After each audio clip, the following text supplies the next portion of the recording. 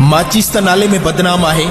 असां ते सड़ण वारनि माण्हुनि खे त असांखे ॾिसी बाहि लॻी वेंदी आहे, छो त असां कंहिंजी कान न कढंदा आहियूं, न ई कंहिंजे घरां खाईंदा आहियूं, न ई कंहिंजे घरां खाईंदा आहियूं।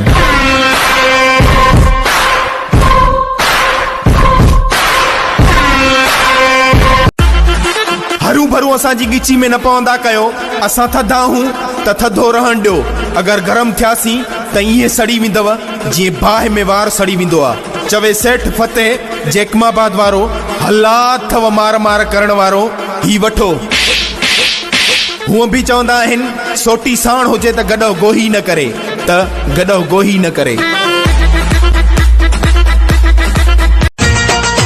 असां चांडिया क़ौम खे वॾो नाज़ आहे पंहिंजे सरदारनि ते, नवाब सरदार खान चांडे ऐं बुरहान खान चांडे ते।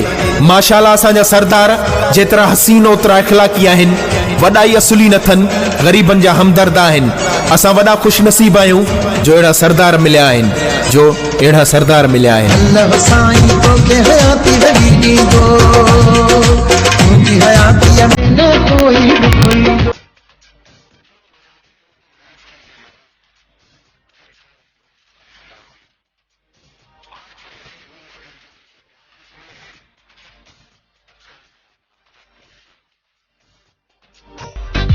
असांजा यार भी कंधार आहिनि ऐं असां पाण भी कंधार आहियूं।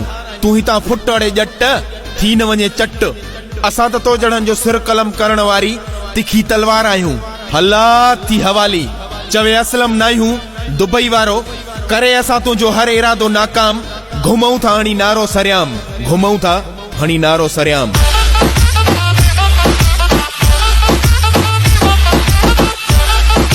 कोई गुनाह नहीं हुआ मुझसे जो हुआ उसे गुनाह मत बोलिए, क्योंकि वो जरूरी था इस शहर के लिए, इस शहर के सुकून के लिए।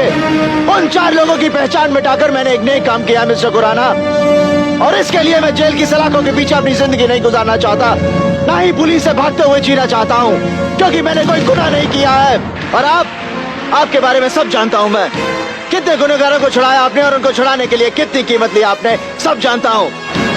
अब खुद को नंगा करने में ज्यादा वक्त मत लो खुराना। साफ साफ बताओ कि क्या रकम चाहिए। 5 करोड़, 10 करोड़,